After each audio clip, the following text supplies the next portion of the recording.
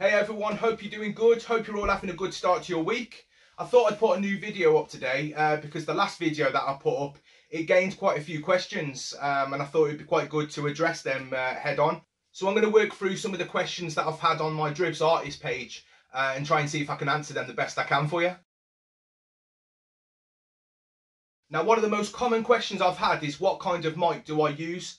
Now, I use two separate mics, one for recording in the studio and whatnot, and the other one for live performances. And I very much doubt that you would be able to take the microphone for recording in the studio out to a live performance to elaborate that same kind of sound. Now, from a live aspect, which is something totally different, I use a SM58, which is made by Shaw.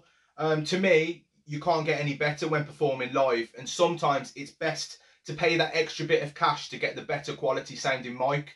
You're only going to need to, if you look at the cheaper ones and you know the options available with the cheaper ones, sometimes it might be beneficial to do that, but in the long run, if you're looking to get that best possible sound when you're recording live, you'll end up wanting to buy a Shaw SM58. So I'd say that is definitely probably the best mic you can buy for performing live. Now, for performing in a studio, which is a different kettle of fish, you're going to need a condenser mic, which is what you can see here.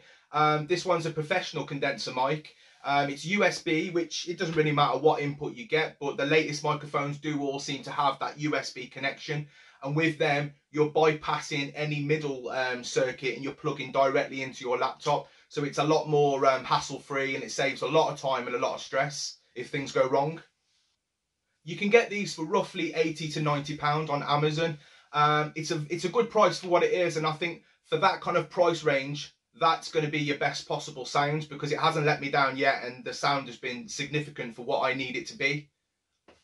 So just as a recap on that microphone question then, you've got the Shaw SM58 for live performances, and then you've got the Moano AU-PM421, and yes, I am reading it off the box, for all your recording.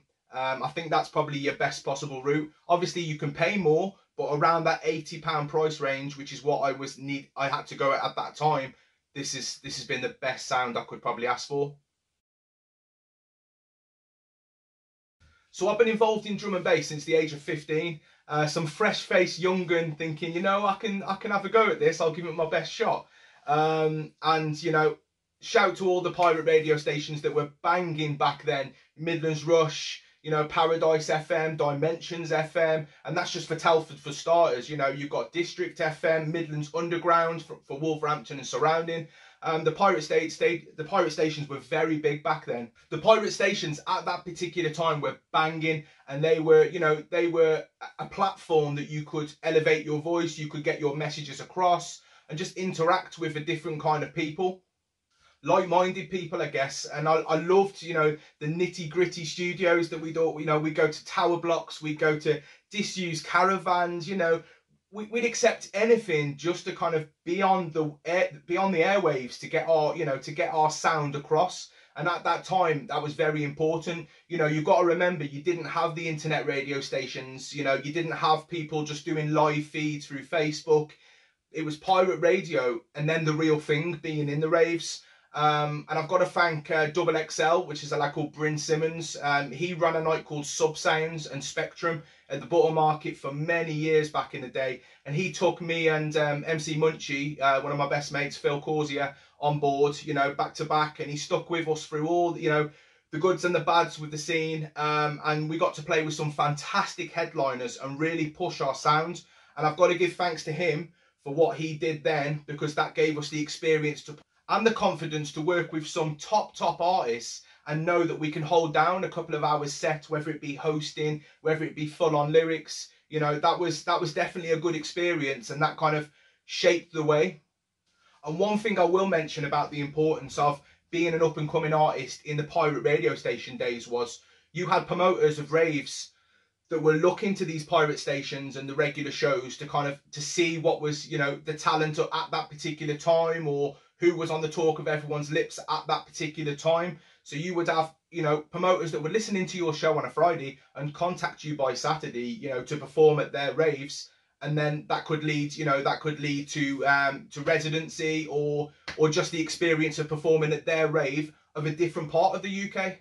Yeah, since the age of 15, and we are still going strong, and we are still not done. Shouts to all the pirate radio stations that had our back since then. You know, shouts to Dribbz with Midlands Rush. Shouts to Napan as well, can't forget you. Shouts to Bazooka, Ben Lovell, Bryn Simmons, Double XL. All them guys with Sub Sounds, all them guys, you know, they really pushed our sound. And I can't thank them enough for that. That was fantastic, you know, and things like that I'll never forget. I've still got a lot of love for drum and bass to this current day. Shouts to Paul North as well. You know, he's pushing Subvert. If you haven't seen any of the Subvert promotion yet, type in Subvert in all your social media platforms. Check them out at the Butter Market. They hold bi-monthly events. Fantastic, brilliant. Check them out too. I'm my own worst enemy at doing this. I answer a question, then go veering off on another thing. Anyway, on to question 2. Absolutely, yes, it doesn't stop with the drum and bass. We do have a independent project between the two of us, which I don't want to go into too much detail as of yet, because that's something that me and Munchie Phil will come together and do, you know, do a bit of explaining about what it's all about and the sound that we're bringing. But let's just say we're bringing guitars, acoustic, electric in the future, and the UK hip hop sound together. We've already had a bit of love from BBC Radio Shropshire, Michaela White, so thank you very much for that. Yeah, look out for Rhyme Spent. I'm not going to say too much as of yet, because I want Munchie to actually come together with me and, you know, and explain the sound that we're bringing and what we plan to do. But Rhyme Spent, look out for that project on all social media platforms and on your radio. Other than that, me and Phil are holding down our residencies and just generally having fun with music. 100% yes. When I started this music, I didn't just want it to be an independent thing that was mine and just my own. You know, it's good to get my tracks out there, but at the same time, there is a lot of talent in Shropshire, a hell of a lot of talent that goes unnoticed.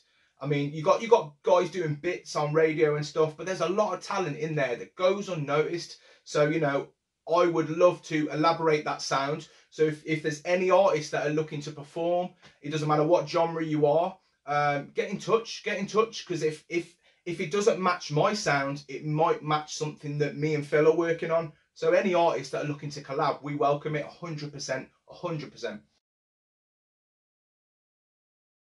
Well, I told you all about the previous release, Know Your Worth with My Little Ladies. The next thing I've got that's due to be released is a track called Dear Grandad, which obviously I wrote in memory of my granddad, who was very special to me. So that track, you know, the lyrics are realer than real to me. There doesn't come any realer than them lyrics in that particular track. And for that, again, we welcomed a collab. I've got Abby Gurney on side.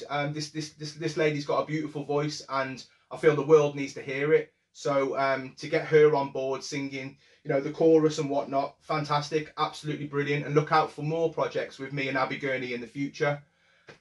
And just a little cheeky promotion while we're on the subject, have a look for Abby Jean Music in all social media platforms. The girl doesn't disappoint, she's fantastic and she's got a lovely voice. Just shouts to you, Abby, you're doing wicked, keep it up. So other than the single releases, the album will drop soon, it will be released soon.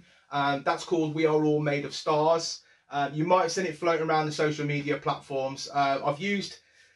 I mean, shouts to David Beattie for editing my covers and doing a lot of my promo graphics. He's been amazing, top guy. But I've used a picture of the parade in Donington, my old stomping ground from when I was younger. That's where I have memories of, you know, growing up around there and different stuff. So I thought it was very applicable to use that as the album cover. And I want each track to tell a different story. So I'm looking for about 10 tracks. But I want each one that when you play it, it will put you in a different scenario. That's my aim for the album. So We Are All Made of Stars. That should be released shortly. There has been times when I've thought about this. There's been times when it's crossed my mind. But, you know, I've tried working up the brand of Dribbz since the age of 15, really. You know, so why change now? You know, there's people that know me as Dribbz and they hear the sound as Dribbz. So why change now? So no, I don't think there's any plans to change the name, only to brand myself as an independent artist that's not just in the drum and bass, which is what I've been known for so many years. You know, I want to be known as a multi-genred artist, and that's what I plan to do with the releases. I think it's important as an artist to do these little interactions now and again, because at least then you get to see a piece of me, you know, and not that I just hide behind social media, drop a couple of tracks and then crawl under my rock for a few months. You know, it's a great way of keeping interacted with your supporters, or people who just happen to have been clicking their stories and have heard me waffling, so have carried on. And if you have, don't worry about it, it's all good. But thank you to the people that have watched. Much love, guys, and I'll see you in another video.